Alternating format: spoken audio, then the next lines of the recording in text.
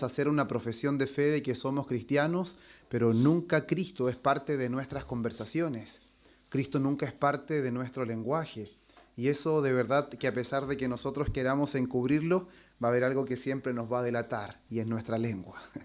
Siempre nos va a delatar, de una u otra manera. Por eso creo que es el peor negocio en que nosotros intentemos aparentar, porque finalmente el apóstol Pablo nos enseña algo que es tan fundamental que nadie os engañe. Dios no puede ser burlado.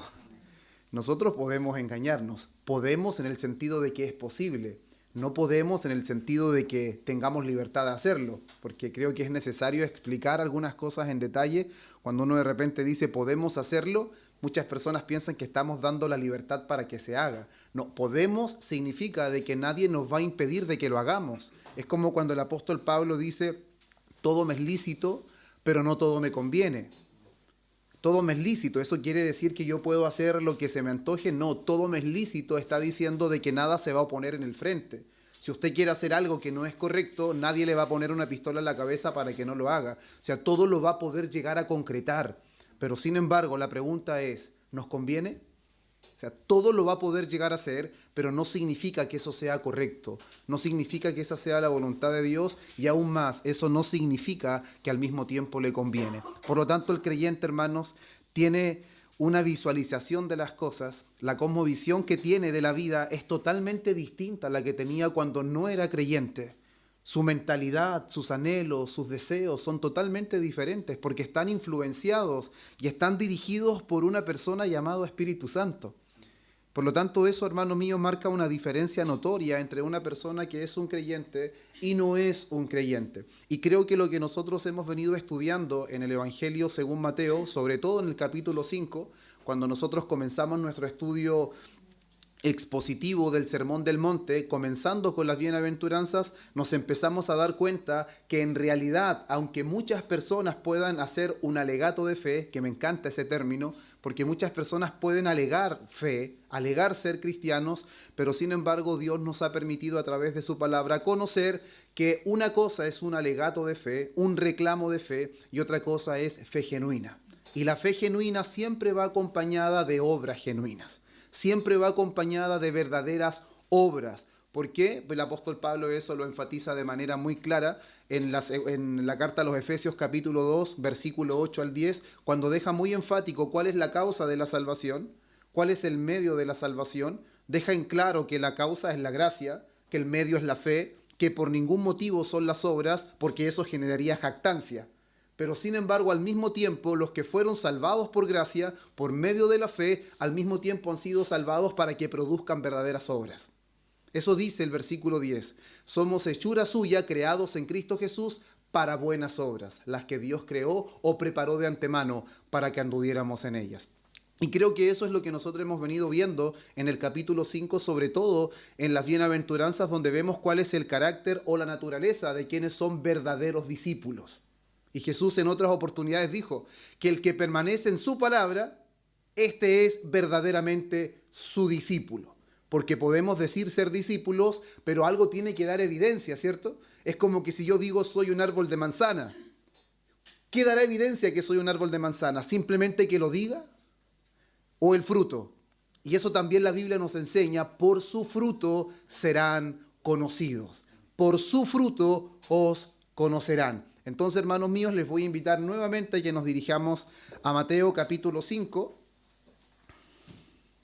Mateo capítulo 5. Vamos a leer hoy en la continuación, ¿cierto? Esta es de la serie del Sermón del Monte. Ya terminamos las bienaventuranzas y ahora vamos a leer del versículo 21 hasta el versículo 26. Mateo capítulo 5, del versículo 21 al versículo 26. Así que nos ponemos en pie y le vamos a dar lectura a la palabra del Señor. Mateo capítulo 5, versículo 21 al 26, y dice así: Oísteis que fue dicho a los antiguos, no matarás, y cualquiera que matare será culpable de juicio. Pero yo os digo que cualquiera que se enoje contra su hermano será culpable de juicio, Y cualquiera que diga necio a su hermano será culpable ante el concilio, y cualquiera que diga fatuo quedará expuesto al infierno de fuego.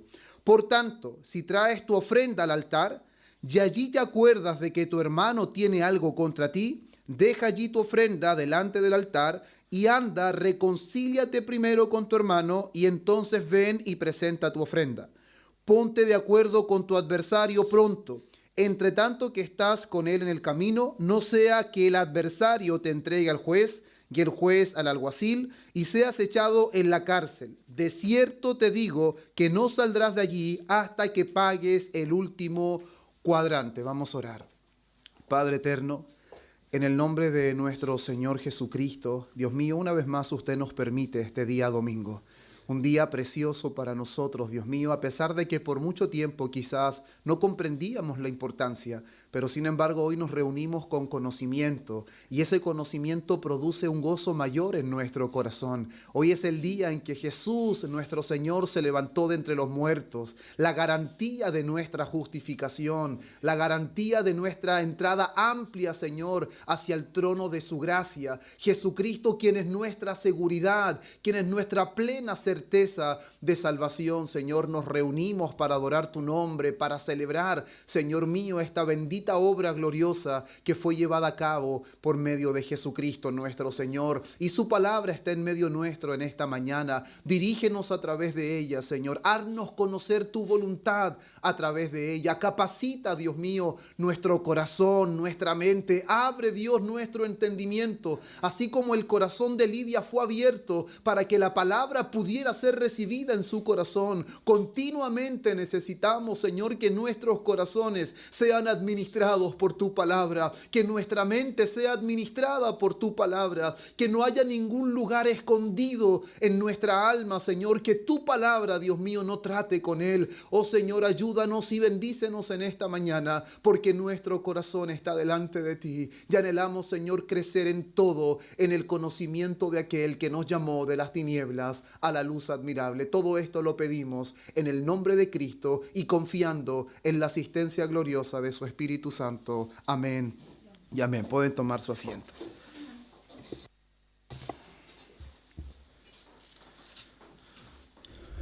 Bueno, como bien ya hemos leído, ¿cierto? Del versículo 21 al versículo 26, creo que es importante mencionar que si bien vamos a tratar de alguna manera todos estos versículos, pero nos vamos a enfatizar más que todo en el versículo 21 al 25, y al finalizar vamos a hacer una breve explicación que veo necesaria del versículo 26, porque a lo largo de la historia este versículo ha sido causa de gran controversia y han nacido enseñanzas que terminan siendo herejías. Así que creo que vamos a hacer una breve explicación al finalizar del versículo 26, pero nuestro enfoque va a estar en los versículos 21 al 25. Y no debemos perder de vista, hermanos, que esto sigue siendo el Sermón del Monte. Esto sigue siendo este tiempo donde nuestro Señor Jesús está impartiendo una enseñanza que no es nueva.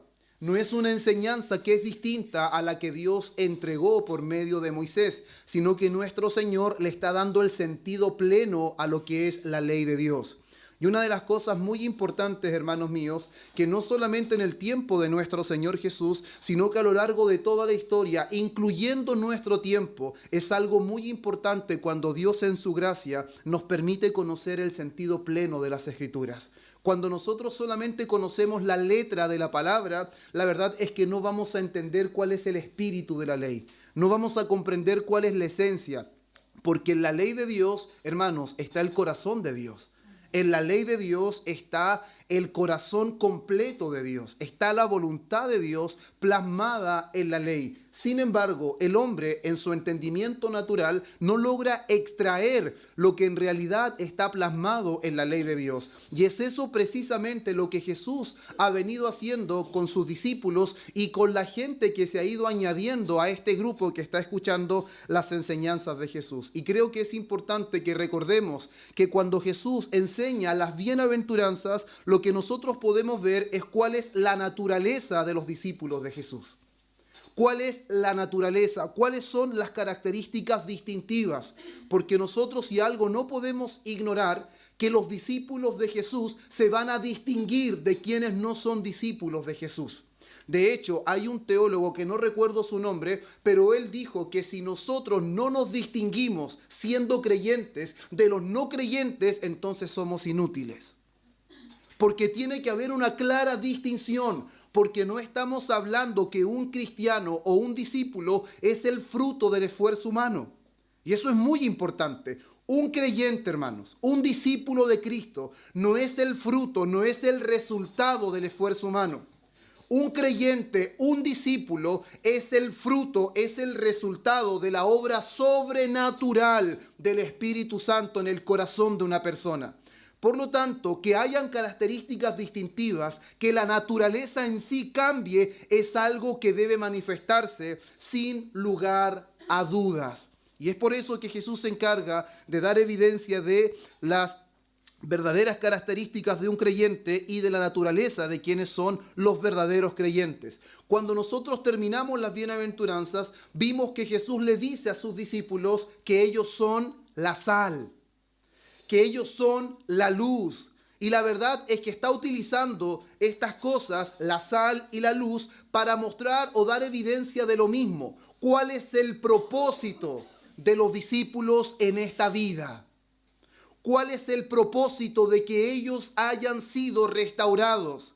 De que ellos hayan venido a la gracia del Señor. ¿Cuál es el propósito? Dice que si la sal se vuelve insípida, no sirve para más nada.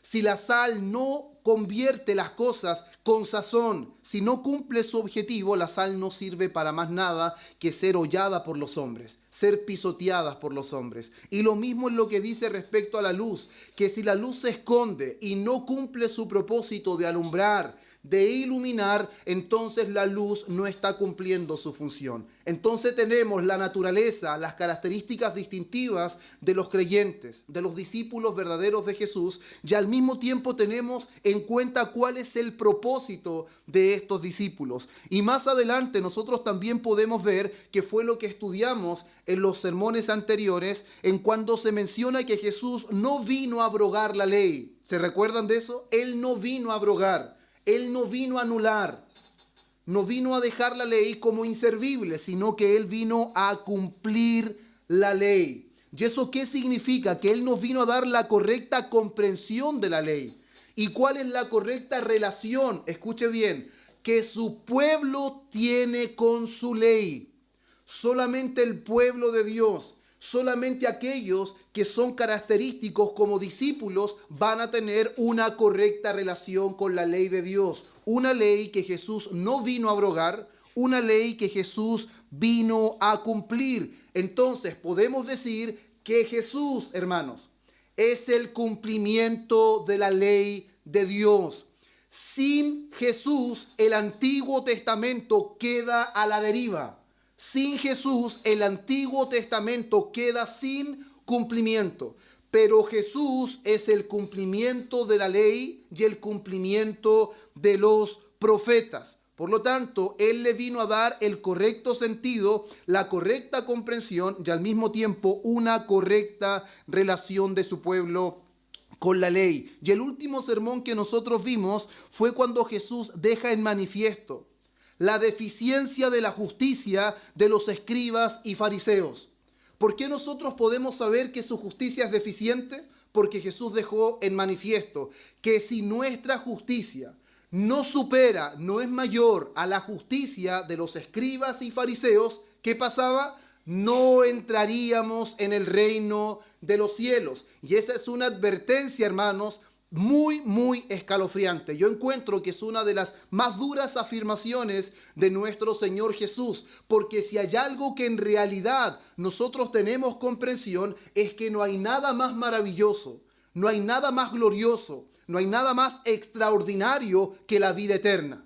Y al mismo tiempo no hay nada más terrible, no hay nada más escalofriante que una condenación perpetua. Y Jesús está diciendo que si nuestros estándares de justicia no superan los estándares de justicia de los escribas y fariseos, que eran los más altos estándares del tiempo de Jesús, no entraríamos al reino de los cielos, y eso significa que estaríamos condenados por una eternidad. Pero sin embargo, eso nos deja ver algo, que si Jesús es el cumplimiento de la ley, que si Jesús es quien da el correcto sentido a la ley, por lo tanto Jesús es la única justicia perfecta que el hombre necesita para ir o entrar al reino de los cielos. Y eso nos deja ver primero que nuestra fe en Jesucristo es la única esperanza de vida eterna. Jesucristo es la justicia perfecta que los hombres necesitan para entrar al reino de los cielos. Sin embargo, sería algo bastante simple o superficial afirmar de que Jesús en esas palabras solamente está enseñando de que Él es la justicia que los hombres necesitan. Porque el contexto involucra de que Jesús no solamente está hablando de una justicia imputada, de una justicia atribuida o de una justicia externa a nosotros, sino que Él está hablando de una justicia práctica. Que aquellos que han recibido la justicia perfecta de Cristo son aquellos que van a poder poner en práctica esa justicia. Aquellos que han sido justificados por la fe. Aquellos que descansan no en sus méritos, no en sus obras, no en sus esfuerzos, no en lo que son capaces de producir o en quienes son por esencia, sino que está puesto completamente en la justicia de Cristo, son los únicos que van a poder producir verdadera justicia. Y eso es lo que Jesús está hablando. Y ahora, después de todo esto que nosotros hemos resumido, empezamos en el versículo 21, Jesús diciendo palabras que parecen de que Jesús está abrogando lo que Él dijo que no vino a abrogar. Parece que Jesús está cambiando el sentido de las cosas. Parece que Jesús va a decir cosas nuevas. Sin embargo, vamos a ver que Jesús no vino a cambiar lo que Dios ya había entregado como ley, sino que Jesús, una vez más, hermanos, vino a darle el sentido pleno. Vino a mostrar cuál es el espíritu de la ley. A mí me encanta ese término. Una de las cosas que le dije, que esta serie es la del Sermón del Monte. Pero sin embargo, si a lo que vamos a ver de ahora en adelante, en algunos sermones más, le podemos llamar una miniserie, porque creo que es Jesús y el Espíritu. Jesús va a mostrar cuál es el espíritu de la ley y va a mostrar la diferencia que hay tan grande y tan notoria entre conocer la letra y conocer el espíritu de la ley. Que la letra nos va a hacer andar de cierta manera, mirar a Dios de una manera distinta, nos va a hacer mirar la vida de una manera distinta. Y Él dice estas palabras: oísteis que fue dicho a los antiguos, no matarás, y cualquiera que matare será culpable de juicio. Pero yo digo que cualquiera que se enoje contra su hermano será culpable de juicio, y cualquiera que diga necio a su hermano será culpable ante el concilio, y cualquiera que le diga fatuo quedará expuesto al infierno de fuego. Creo que es necesario separar en dos partes estos dos versículos. Lo primero, cuando Jesús dice, oísteis que fue dicho a los antiguos, no matarás. Jesús aquí, ¿qué está hablando? Está hablando del sexto mandamiento. Jesús está hablando de algo que sí está claramente expuesto en la ley de Dios y es no matarás. Sin embargo, Él dice, oísteis que fue dicho. Eso señala de que eso había sido enseñado. No habían pasado por alto la letra de la ley. Sí se habían encargado los religiosos de ese tiempo, los maestros de la ley, de enseñar lo que la ley decía. Oísteis que fue dicho, no matarás. Sin embargo, ellos añadieron algo a ese mandamiento. Y lo que añadieron es, y cualquiera que matare será culpable de juicio. Y nosotros podríamos pensar que en esas palabras no hay nada malo, no hay nada digno de reprochar, porque cualquiera que mate es digno de juicio, es digno de ser llevado a tribunal, con el objetivo de que pueda ser preso y pagar por lo que hizo. Pero sin embargo, la esencia de esas palabras muestra que efectivamente ellos habían reducido el mandamiento a lo externo. todo lo habían llevado a la práctica y habían ignorado el verdadero sentido de la ley, que matar no se reducía a meramente quitarle la vida a otra persona. Ellos le añadieron estas palabras para reducir el sentido de la ley, para reducir lo que Dios había ordenado. No matarás es igual a no quitarle la vida a otra persona. Por lo tanto, si no quieres ir a juicio, si no quieres tener problemas con la justicia, no mates a nadie, no le quites la vida a nadie y estará todo bien. Habían reducido la ley de Dios a una mera norma penal. ¿Eso qué quiere decir? Eso es igual, hermanos míos, a simplemente que nos importe mantenernos fuera de las rejas. Es de que nosotros simplemente pensemos que la ley de Dios lo único que anhela de nosotros es que nosotros no tengamos problema con la justicia terrenal. Habían llevado la ley divina a niveles naturales. Habían llevado la ley del creador del universo simplemente a una norma penal humana. Habían puesto su mirada simplemente a las consecuencias terrenales, ignorando de quién procedía estos mandamientos. Ignorando completamente de que del corazón de Dios había nacido esta ley, que la ley expresaba la perfección del creador. Pero sin embargo fueron especialistas en reducir esto a lo humano, a lo natural. Simplemente les importó, hermanos, el no tener problema con el juicio. Y es por eso que nosotros vemos algo muy característico en las Escrituras. Y lamentablemente es algo que aún en este tiempo sucede. Las personas se sienten aliviadas. Las personas se sienten con su mente en paz, porque no tienen problema con la justicia. Y eso es lo que le pasaba a los escribas y a los fariseos. Ellos caminaban con su cabeza en alto. Ellos caminaban con su esplendidez externa delante de las demás personas. ¿Por qué? Porque ellos no mataban. Porque ellos nunca le habían quitado la vida a nadie. Porque ellos nunca... Aún muchas personas se sienten tranquilas porque simplemente nunca le han quitado la vida a nadie, porque nunca han hecho nada visible, ninguna acción digna de condenar. Pero sin embargo, Jesús le da un sentido correcto en el versículo 22. Pero yo os digo, hermanos, ¿quién es el que está hablando aquí?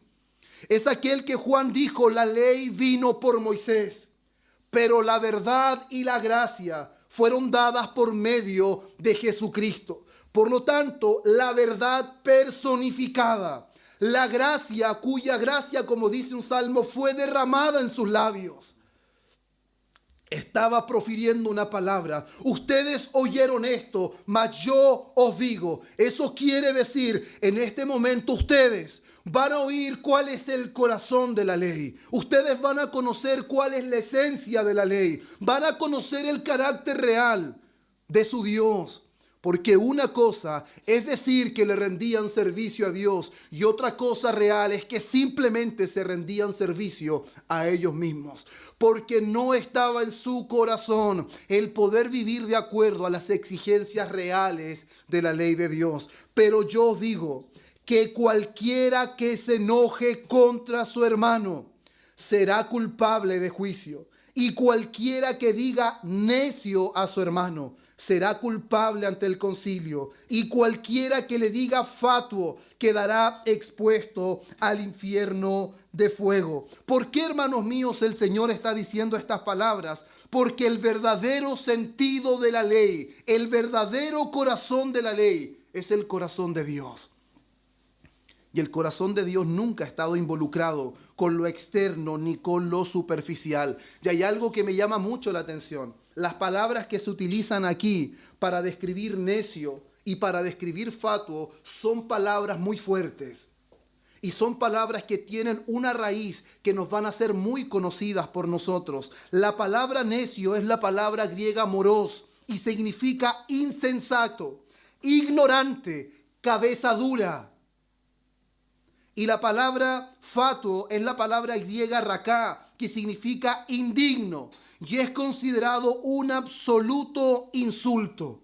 La primera palabra, que es moros, viene de la raíz proveniente de orgullo, y la palabra raká viene proveniente de odio. Por lo tanto, cuando alguien considera a un hermano fatuo, es porque su corazón está manifestando odio. Cuando una persona llama a su hermano necio, es porque está manifestando que su corazón es orgulloso, tiene superioridad. Por eso es capaz de albergar ese sentimiento de orgullo y menospreciar al resto. Llamar necio, llamar fatuo es menosprecio. Y Jesús está diciendo, ustedes piensan que no matarás, simplemente encierra quitar la vida de una persona, mas yo digo que cualquiera que menosprecia a su hermano y por su menosprecio destruye a su hermano, es también culpable de juicio.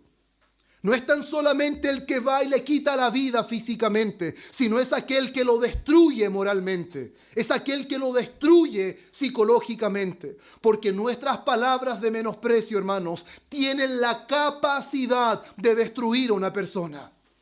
Y ese es el verdadero sentido que Proverbios capítulo 18, versículo 21 le da a nuestra lengua. No es el sentido que muchos en este tiempo le dan, que nuestra lengua tiene el poder de la vida y el poder de la muerte. Por tanto, declare vida, declare muerte, declare bendición. Ese no es el sentido de ese texto. Proverbios 18, 21 dice, la muerte y la vida están en el poder de la lengua. Sin embargo, el contexto de lo que Salomón viene diciendo tiene que ver que con nuestras palabras, con lo que nosotros decimos, cómo nos referimos hacia nuestros semejantes, tienen la capacidad de animar a una persona o de derribar a una persona. Por eso Santiago dice, como un bosque entero es encendido por un pequeño fuego, y ese pequeño fuego se llama lengua. Y cuando usted lee las Escrituras, se va a dar cuenta que Jesús hace una conexión extraordinaria entre el corazón, la lengua y las manos. Y eso lo podemos ver nosotros en Mateos 15. Mateos 15, versículo 18. Pero lo que sale de la boca, del corazón sale. Antes de que salga de la boca, primero sale y se nace en el corazón. Y esto contamina al hombre, porque del corazón salen los malos pensamientos, los homicidios. El homicidio se hace con las manos. Por lo tanto, ya tenemos el corazón de donde nace todo, la lengua de donde se empieza a manifestar y las manos de donde se termina ejecutando lo que nació en el corazón. Lo que comenzó como un pensamiento y lo que se engendró como una palabra destructiva terminó ejecutándose con las propias manos. Porque del corazón salen los malos pensamientos, los homicidios, los adulterios, las fornicaciones, los hurtos, los falsos testimonios, las blasfemias. Estas cosas son las que contaminan al hombre, pero el comer con las manos sin lavar no contamina al hombre. ¿Se da cuenta cómo terminan estas palabras? ¿Cuál era el énfasis de los religiosos de ese tiempo? Tus discípulos no se lavan las manos al comer, cosas insignificantes. No lavarse las manos al comer claramente es malo, porque puede traer una enfermedad a su cuerpo, pero eso no contamina nuestro corazón. Eso no contamina nuestro espíritu, pero el religioso siempre está dispuesto a ser muy minucioso con cosas que no tienen importancia. Por eso usted hoy día se encuentra con muchas personas hablando del pantalón, hablando del pelo, del largo, del corto, pero no hablan del corazón de la ley. No hablan de la esencia, del sentido que Cristo le dio a la ley.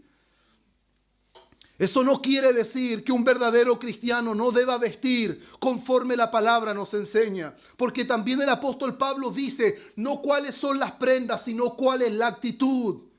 Sobre todo cuando habla de las mujeres, como mujeres que profiesan piedad. Esa es una actitud del corazón. Por eso todo lo que se manifiesta aquí adentro, sí o sí se dará evidencia hacia afuera. No es que Dios no pida lo de afuera es un reflejo, es lo que se puede ver, de lo que adentro nadie puede ver. Pero sin embargo, estos hombres se preocupaban de cosas externas. Es ahí donde calza perfecto. Tragáis el camello, pero cuelan el mosquito y se tragan el camello. ¿Por qué? El mosquito es lo más minucioso y el camello era de los animales más grandes que ellos tenían. Por lo tanto, eran capaces de ver los detalles más minuciosos, pero sin embargo pasaban por alto las cosas más importantes de la ley. La esencia, el corazón, el espíritu de la ley. Hermanos míos, ninguno de nosotros jamás debería estar con su mente tranquila, con su corazón en reposo, porque simplemente nunca ha golpeado a nadie, porque nunca le ha hecho daño a nadie físicamente. Nuestra mente no debería tener reposo hasta que no tratemos seriamente con la raíz del problema, y la raíz del problema es nuestro corazón. Nunca deberíamos estar satisfechos simplemente. Yo nunca le he pegado a nadie, pero las ganas no me faltan. Esas ganas es el problema que Dios está tratando a través de su palabra. Esas ganas son las que los escribas y los fariseos no trataron, hermanos.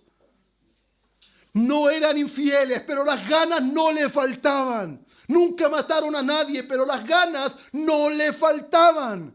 Ellos no crucificaron a Jesús, pero el corazón de ellos clamó por su boca: crucifíquenle, crucifíquenle. No fueron sus manos, pero ellos fueron los autores.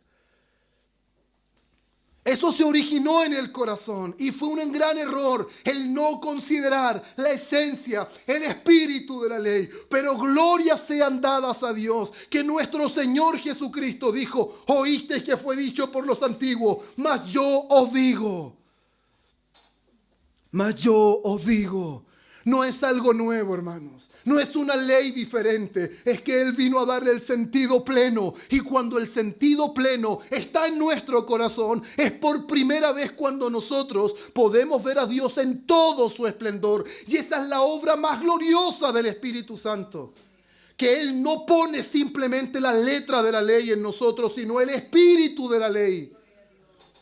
Es el espíritu de la ley, la obra gloriosa que Dios hace por medio de su espíritu. Y no nos permite conformarnos simplemente con cosas externas. Un creyente, hermanos, es una nueva criatura. Un creyente es una obra hecha por gracia de Dios. Un creyente es una persona transformada por el Espíritu Santo. Es una persona que no podrá conformarse a lo externo. A pesar de que muchas veces tendrá que lidiar con el enojo, tendrá que lidiar con malos pensamientos, tendrá que lidiar con malos deseos, pero no se conformará a eso. Acudirá a la palabra cuando el apóstol Pablo nos dice en Efesios 4: airaos, pero no pequéis, no se esconda el sol sobre vuestro enojo.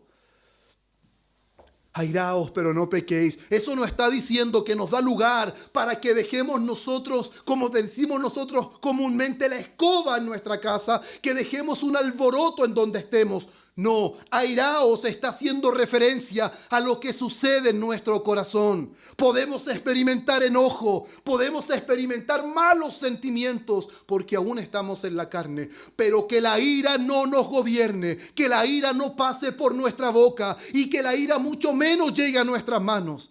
Pero sin embargo, la realidad de los que componen el reino de los cielos es que no se preocupan solamente de que la ira no salga por su boca. No se preocupan solamente que la ira no se ejecute en sus manos, sino que están muy preocupados de que la ira no gobierne su corazón, que la ira no sea lo que predomine en su vida.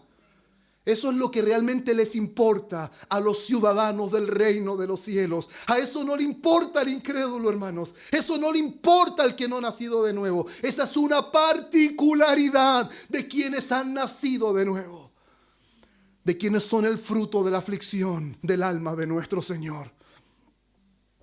Por eso Él quedó satisfecho de la obra que Él hizo, porque Él sabía en qué iba a resultar. Él sabía que a través de nosotros también la ley de Dios sería exaltada, porque tendría un sentido real en cada corazón de aquellos que han nacido de nuevo. Mire lo que dice Efesios 4. Efesios capítulo 4, versículo 1. Yo pues preso en el Señor, os ruego que andéis digno de la vocación con que fuisteis llamados, con toda humildad y mansedumbre. Mire cómo se opone a aquellos que han sido llamados. ¿Y cuál es la cosmovisión de vida que tienen? No es una visión, no es una conducta que se caracteriza por enojo, por odio o por rencor, sino se caracteriza por humildad, por mansedumbre, soportándoos con paciencia los unos a los otros en amor. Es que usted, hermano, fácil es decir eso, porque a usted nunca le han hecho lo que a mí me han hecho. A usted nunca le han dicho lo que a mí me han dicho. Hermano, usted no entiende, por eso está diciendo eso. Si usted me puede decir eso, es que usted no entiende la magnitud de su pecado y no entiende la magnitud de la gracia de Dios, que lo perdonó completamente. Y es por eso que normalmente cuando nos hacen algo, cuando dicen algo de nosotros, nuestro corazón se enciende. ¿Por qué? Porque tenemos una muy baja conciencia de todo lo que nos ha sido perdonado a nosotros. Una baja conciencia de cuántos pecados, de cuánta maldad, de cuánta blasfemia nos ha sido perdonada, hará que nuestro corazón no se encienda con tanta facilidad. Pero el corazón se enciende con facilidad cuando ignora cuánta gracia ese corazón ha recibido.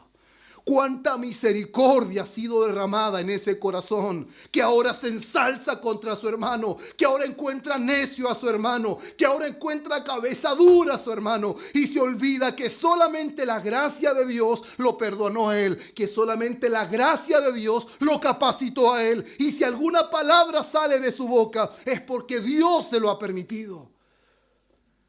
Eso no debe darse en nosotros. Y no les digo que esas cosas no se originen porque aún estamos en el cuerpo. No quiero que se malinterprete esta enseñanza. Aún lidiamos con esas cosas, pero la importancia está si es que estamos lidiando o no.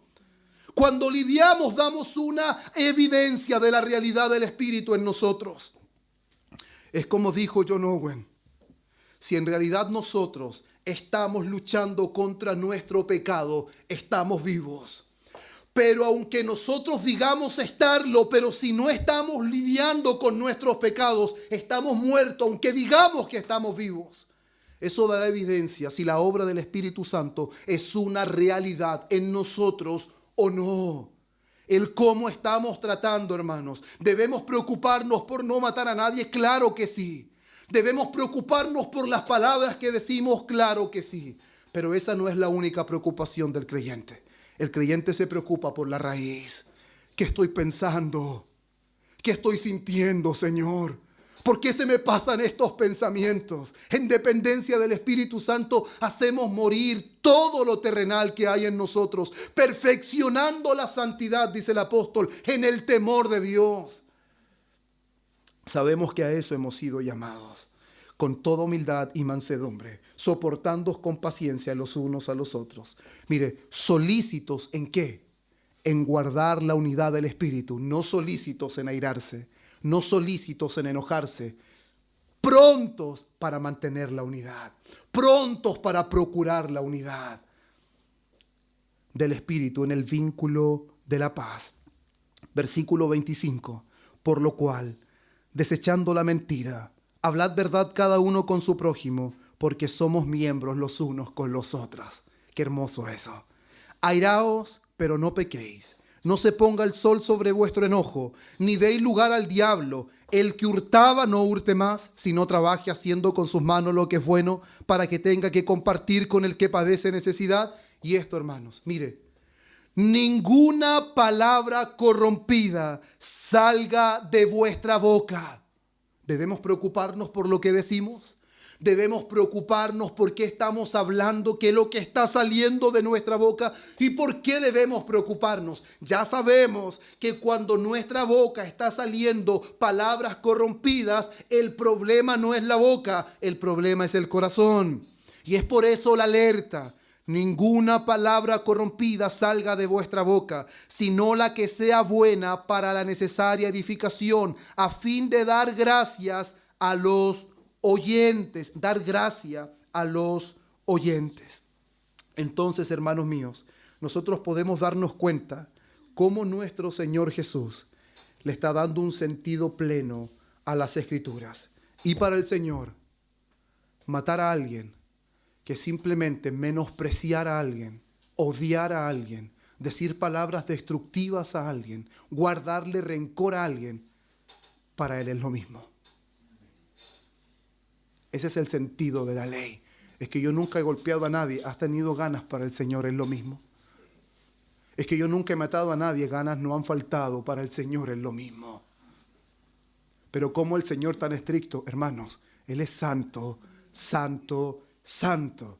Y Él le hace llamado a su pueblo, así como el que os llamó es santo, sed vosotros santos en toda vuestra manera de vivir. ¿A quién le hace el llamado? A su pueblo, a los que Él llamó. ¿Por qué? Porque Él los ha capacitado para poder vivir con esa manera de vida. Él nos ha capacitado con su espíritu. Versículo 23 al 24. Por tanto, si traes tu ofrenda al altar y allí te acuerdas de que tu hermano tiene algo contra ti, deja allí tu ofrenda delante del altar y anda, reconcíliate primero con tu hermano y entonces ven y presenta tu ofrenda. Hermanos, estos versículos son extraordinarios porque la ofrenda tenía un sentido muy importante de adoración en ese tiempo. Por lo tanto, no se nos ocurra adorar libremente si nuestro corazón está en conflicto. De repente nosotros podemos pensar, nadie sabe lo que siento. Nadie sabe que estoy enojado con un hermano. Nadie sabe que este hermano lo abrazo pero no lo paso. Un dicho muy popular, lo mastico pero no lo trago. Nadie se da cuenta, pero no se nos ocurra adorar si nuestro corazón está en conflicto. El Señor está yendo más profundo aquí. La adoración es algo muy importante de nuestro servicio a Dios. Lo adoramos no porque simplemente nos ha dado favores, no porque simplemente ha sido bueno. Lo adoramos porque Él es digno. Pero sin embargo, aquel que Él es digno nos ha dejado claro cómo Él quiere ser adorado. Ya a Él no le importa cuánto fervor traigamos, hermanos. Él no está preocupado de cuán bien vestidos venimos, a pesar de que obviamente nos preocupamos de eso. Pero sin embargo, Él dice, no descuides lo más importante.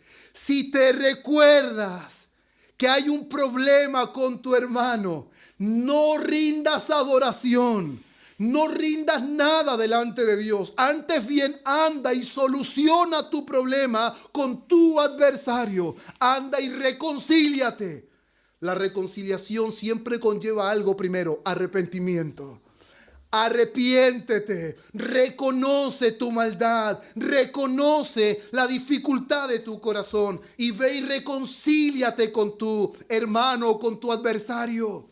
Y luego entregas tu ofrenda. Eso quiere decir que Dios no está diciendo que el solucionar el problema con nuestro hermano es todo. No, Él quiere y Él debe ser adorado. Pero antes de la adoración debemos tratar con el problema serio de nuestro corazón. No podemos ser indiferentes a eso. Es que si la verdad, si yo hago eso, todos van a saber. Hermanos, Dios lo sabe. ¿Por qué nos importa tanto que los demás lo sepan?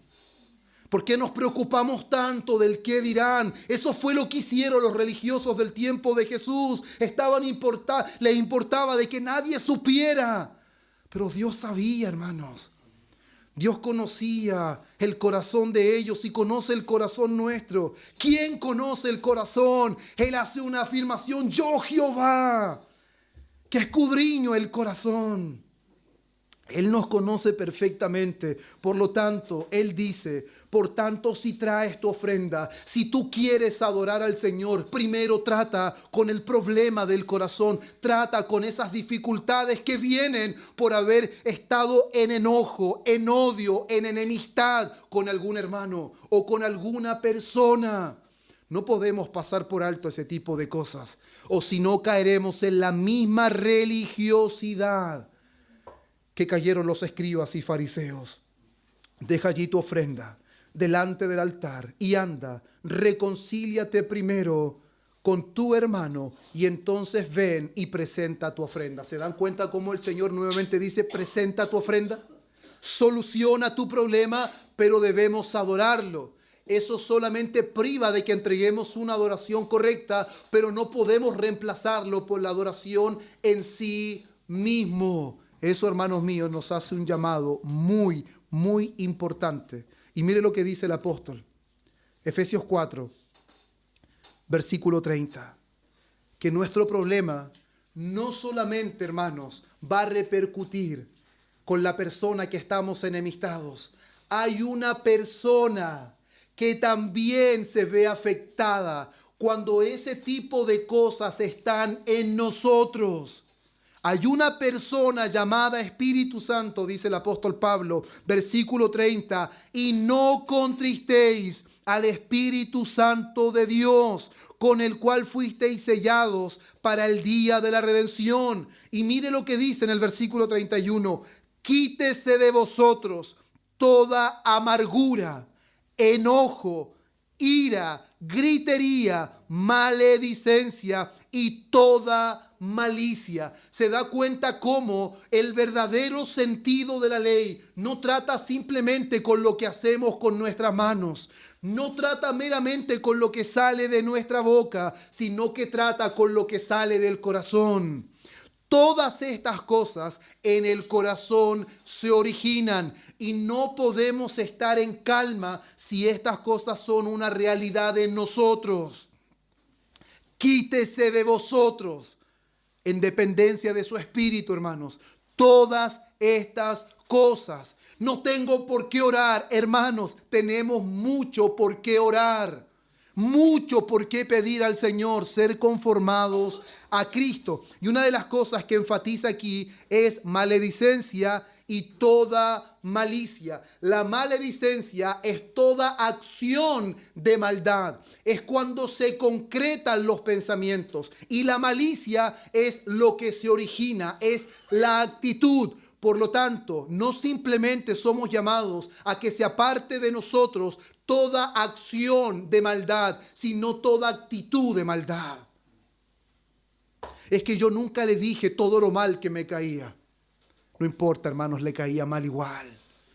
Es que nunca le dije nada, por lo tanto nunca hice nada indebido, pero sin embargo el corazón sí almacenó eso indebido. Y si bien la persona, como no escuchó, no se entristeció, pero la persona que mora en nuestro corazón sí se entristeció porque no tratamos con eso, no tratamos con ese enojo, no tratamos con la ira, no tratamos con la malicia. Y eso es algo muy importante. Por eso, hermanos míos, cualquier sentimiento, cualquier actitud que pueda destruir a una persona es igual a matar a una persona. Porque podemos anular a una persona con nuestras palabras.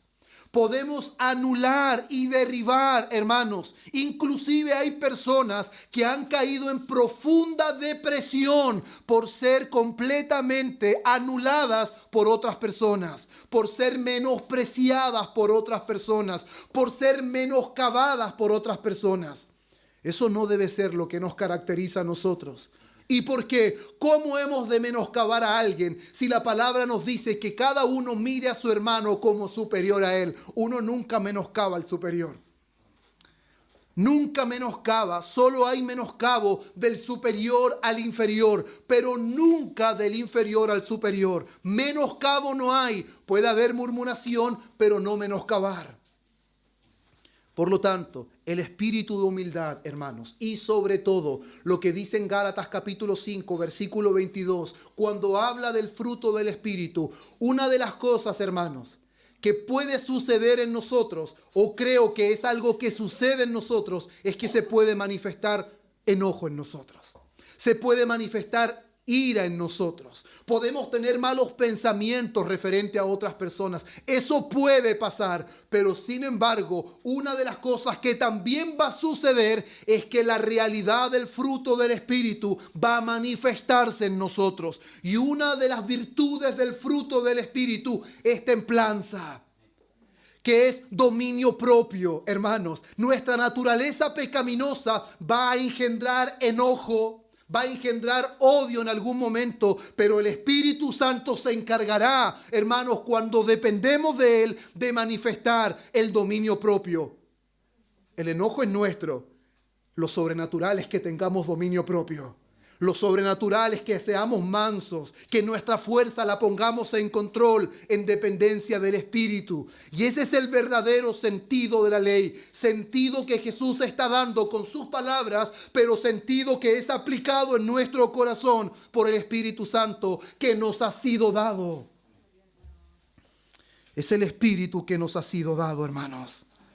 Por eso el versículo 32 termina diciendo de Efesios 4, antes sed benignos, unos con otros, misericordiosos, perdonándoos unos a otros. Y este es el texto que marca todo y que deberíamos, hermanos, traerlo siempre en nuestro corazón.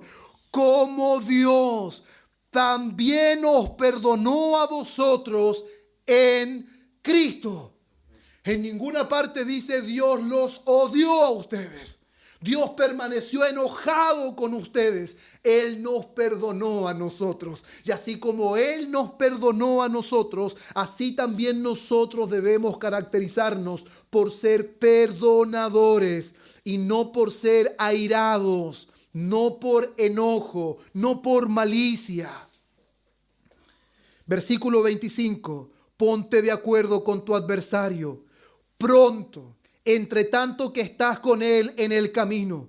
No sea que el adversario te entregue al juez y el juez al alguacil y seas echado en la cárcel. Finalmente, esta palabra dice que hay que ponerse, hermanos, y reconciliarse con el adversario pronto. No debemos darle espacio a que finalmente el enojo, el odio, el rencor nos gobierne. Si lo identificamos prontamente, tenemos que hacerlo. Una de las cosas que normalmente nos pasa cuando tenemos que arrepentirnos y pedir perdón es que Él va a pensar que yo tengo más culpa.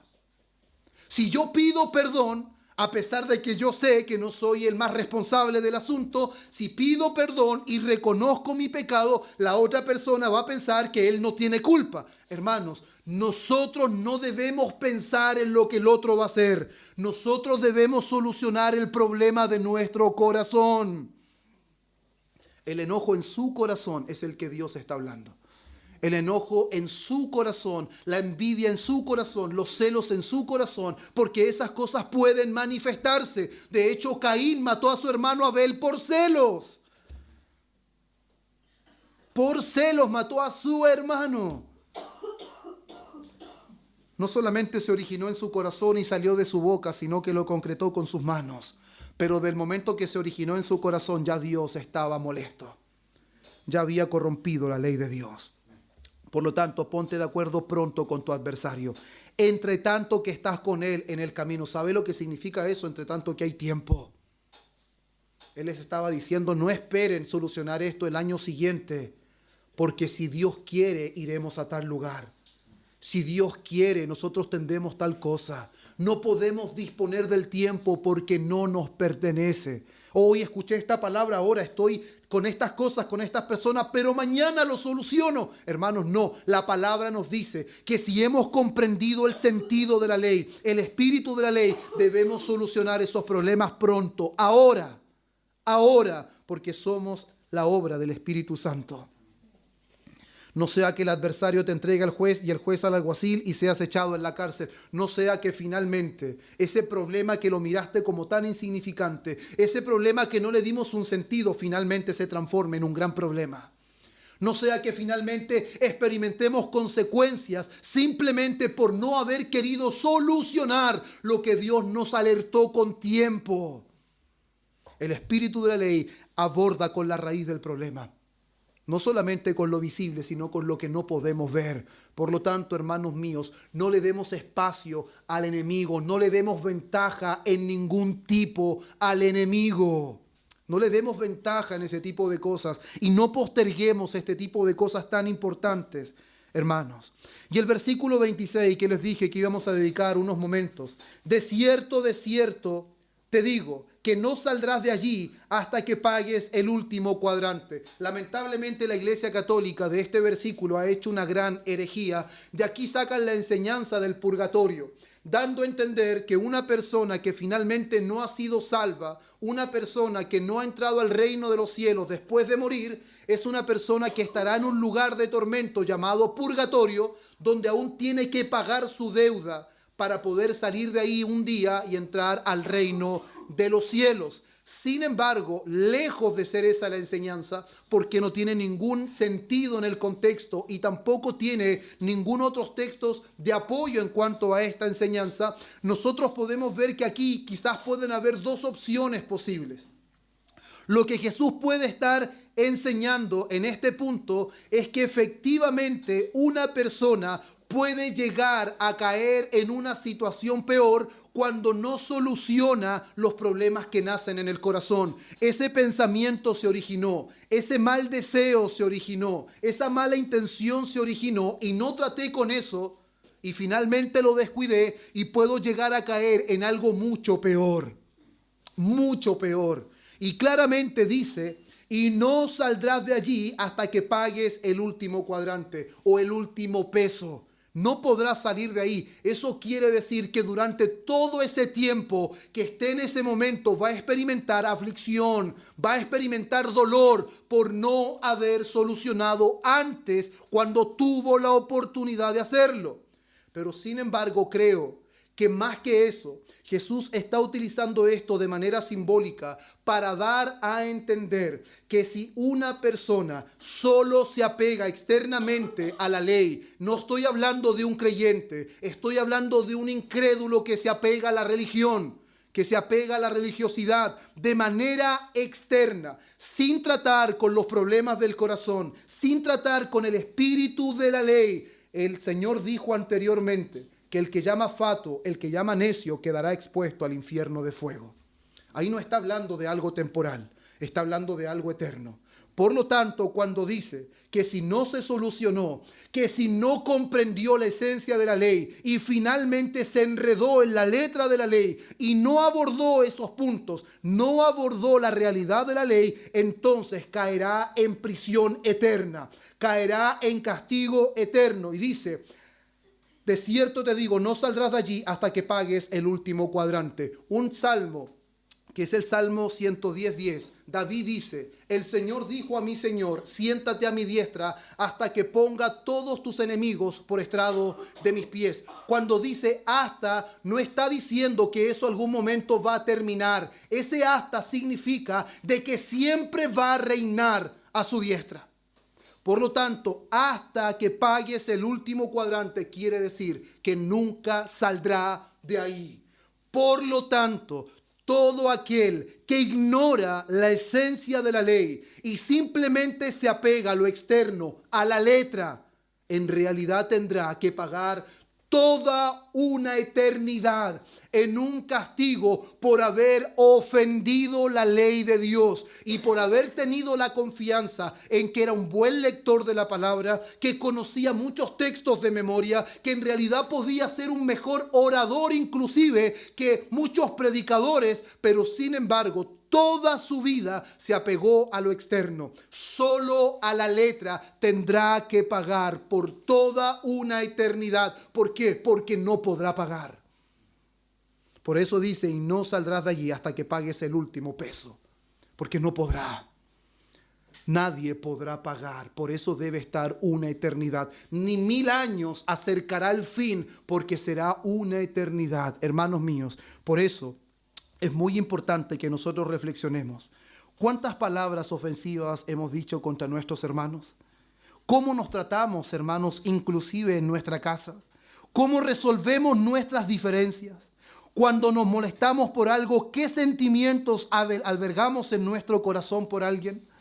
¿Serán sentimientos o aptitudes que destruyen a otro como enseña Cristo en su palabra? ¿Qué excusa le podremos dar al Señor en cuanto a eso? Y todas estas preguntas, hermanos, que Dios me permitió escribir aquí, creo que nos ayudarán a tratar con mayor seriedad, en dependencia del Espíritu Santo, con la raíz de donde proceden todos estos malos pensamientos. con la raíz de donde proceden todos los malos deseos, todas las malas intenciones, todas las malas actitudes, el corazón, para vivir conforme a la voluntad de Dios.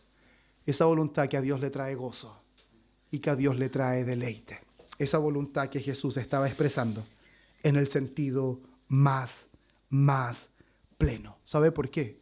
Porque puedo cumplir normas, puedo cumplir leyes, puedo cumplir reglas sin tener una relación con Dios. Eso es posible, hermanos. Y Jesús vino a darle el sentido que no era simplemente vivir bajo reglas y vivir bajo leyes, sino que era vivir en una perfecta relación con Dios, mediante lo que Él vino a hacer. Y al mismo tiempo, el Espíritu Santo implantaría su ley en nuestro corazón. Somos regenerados, tenemos un nuevo corazón. El verdadero sentido de la ley es una realidad en nosotros. Ahora, en dependencia de ese mismo Espíritu que nos regeneró, es que nosotros debemos tratar con esos problemas reales de nuestra vida. Así que, hermanos míos, Dios de paz nos bendiga. Nos pongamos en pie para orar al Señor y ya estar terminando con el sermón de este día domingo. Padre eterno, cuánta gracia le damos, Señor. Gracias por permitirnos, Dios mío, ser expuestos a tu palabra. Palabra que necesitamos, Señor. Cuántas veces, Dios mío, nos conformamos a nuestra forma de vida. Pero tu palabra nos dice, no os conforméis a este mundo. No debemos moldearnos, Señor, a este mundo. Porque en otro tiempo andábamos según la corriente de este mundo. Este mundo nos arrastraba en sus deseos, en sus pasiones. Pero sin embargo, Dios mío, la palabra también nos dice que fuimos comprados y que fuimos rescatados de nuestra vana manera de vivir. No con cosas corruptibles como el oro, como la plata, sino con la preciosa sangre de Jesucristo, como de un cordero sin mancha y sin contaminación. Alto precio fue pagado por nosotros, Señor, para que ahora nosotros pudiéramos ser aceptos delante de ti, para que pudiéramos ser adoptados como hijos tuyos, Señor. Y eso no fue por voluntad de hombre ni voluntad de carne, sino fue por voluntad de Dios. Gracias, Padre, por habernos hecho renacer para una esperanza viva. Gracias por haber puesto en nuestro corazón tu ley, el sentido de la ley. No permitas que seamos indiferentes a esta palabra. No permitas que nos conformemos simplemente a los aspectos externos y superficiales. No permitas, Señor, que colemos el mosquito y traguemos el camello. Señor, sino guíanos para que tratemos con seriedad, en dependencia de tu Espíritu, con todos esos malos deseos, con todos esos malos pensamientos, Señor, que son una realidad en nosotros. Perdónanos, Señor, por esos pecados. Perdónanos por albergar eso en nuestro corazón. Pero ayúdanos, Padre mío, para hacer morir lo terrenal que hay en nosotros, en dependencia de tu Espíritu Santo, y así podamos adorarte y glorificarte con todo nuestro corazón. Y usted se goce en medio de nuestra adoración. Oh Señor, a usted sea la gloria. En el nombre precioso de Cristo. Amén y amén.